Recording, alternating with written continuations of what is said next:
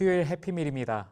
오늘은 우리 함께 사도행전 10장 17절부터 33절까지 말씀을 나누며 주님께서 우리에게 베풀어 주실 은혜를 기대합니다.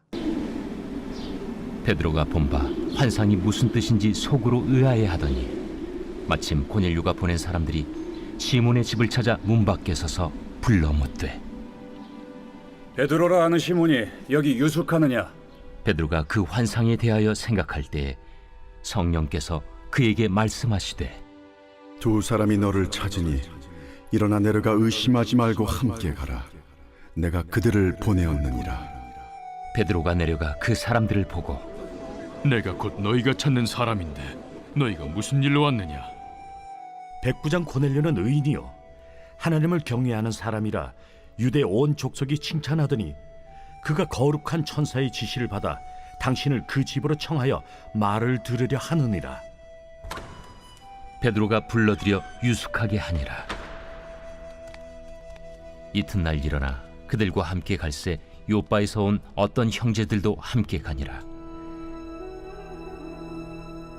이튿날 가이사랴에 들어가니 고넬료가 그의 친척과 가까운 친구들을 모아 기다리더니 마침 베드로가 들어올 때에 고넬료가 맞아 발 앞에 엎드려 절하니 베드로가 일으켜 일어서라, 나도 사람이라.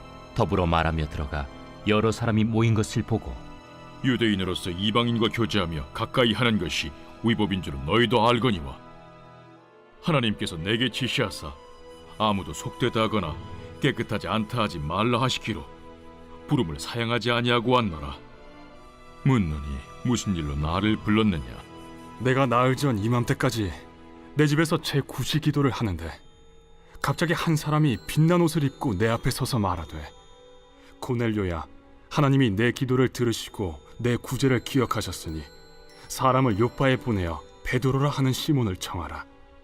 그가 바닷가 무두장의 시몬의 집에 유숙하느니라 하시기로 내가 곧 당신에게 사람을 보내었는데 오셨으니 잘하였나이다.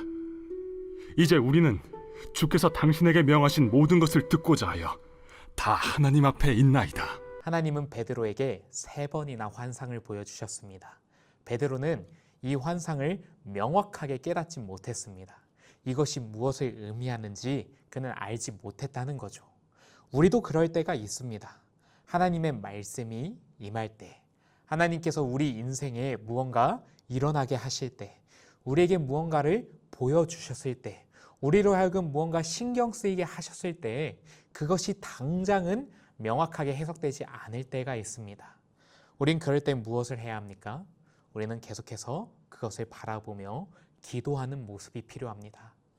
고넬료가 보냈던 사람들이 도착했을 때 베드로는 생각하고 있었다고 19절에 말씀합니다. 이를 놓고 하나님 앞에 기도하고 있었음을 나타내는 말씀이죠. 이처럼 기도할 때 베드로는 응답을 받습니다. 두 사람이 이제 그를 찾아올 것인데 그들에게 묻지도 말고 따지지도 말고 그들과 함께 하라는 응답을 받습니다.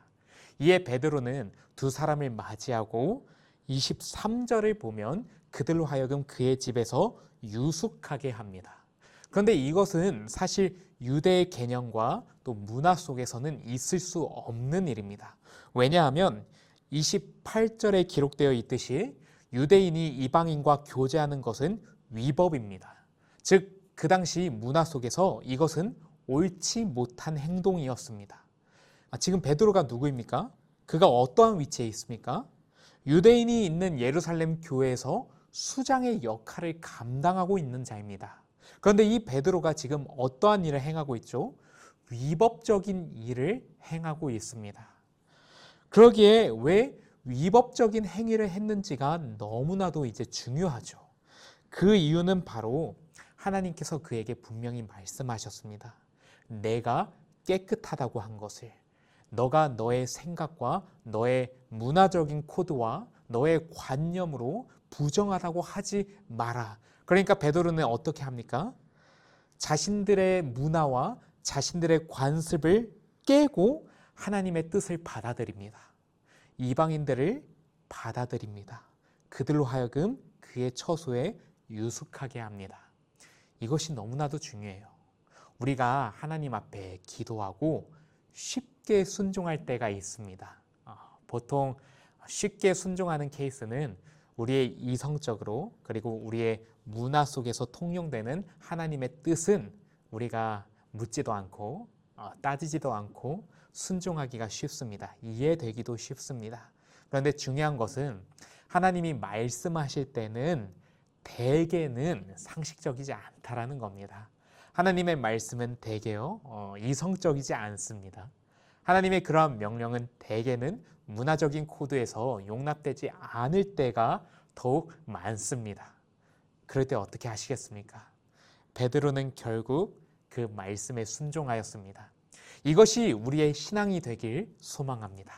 하나님이 우리에게 말씀하실 때 이것은 요즘에도 된다. 그래, 이건 가능하다.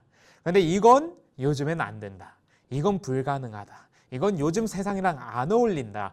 이렇게 우리가 판단하고 이야기하는 것이 아니라 하나님의 말씀이 임하면 아멘으로 그 말씀을 받아들이고 그 말씀대로 살아가는 주님의 참된 백성 되시길 간절히 소망합니다.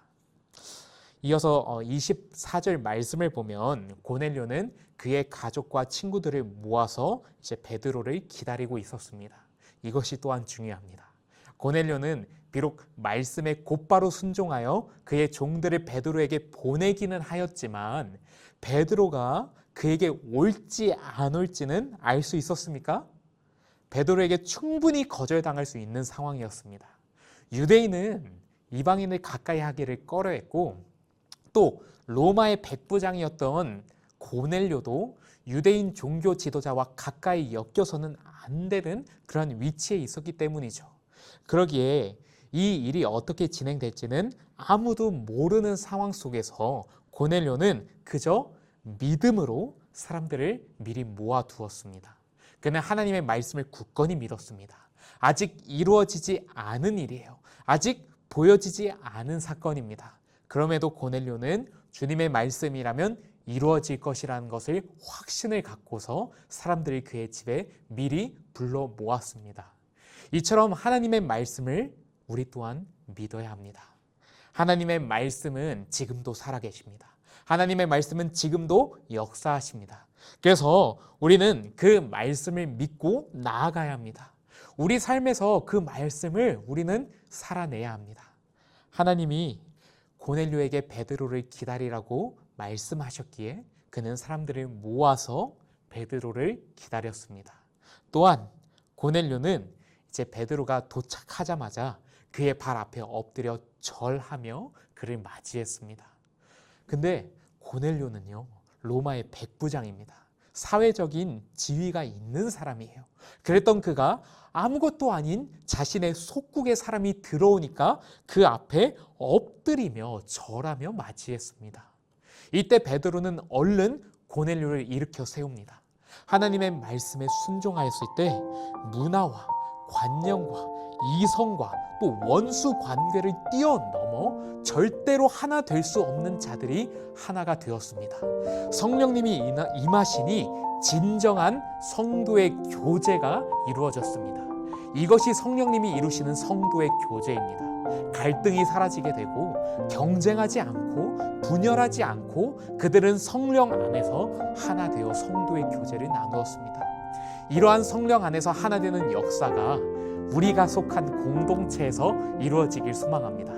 나보다 남을 더 높이 여기고 그리고 나를 높이 여기는 자들을 내가 그들 위해서 군림하려고 하는 것이 아니라 일으켜 세우고 함께 하나 되고 화합하며 아름다운 교제를 나누는 하늘나라의 백성들 되시길 간절히 소망합니다. 우리 이 시간에는 오늘 하루 선한 영향력을 끼치기 위해 결단과 적용을 내리는 시간 갖도록 하겠습니다. 먼저 첫 번째는요, 내 삶 가운데 말씀과 문화의 충돌은 어떤 부분에서 발생하고 있습니까? 그렇다면 말씀과 문화 중 어떠한 것을 선택하셨습니까? 또 그에 따른 결과는 무엇이었습니까? 하나님의 뜻이었습니까?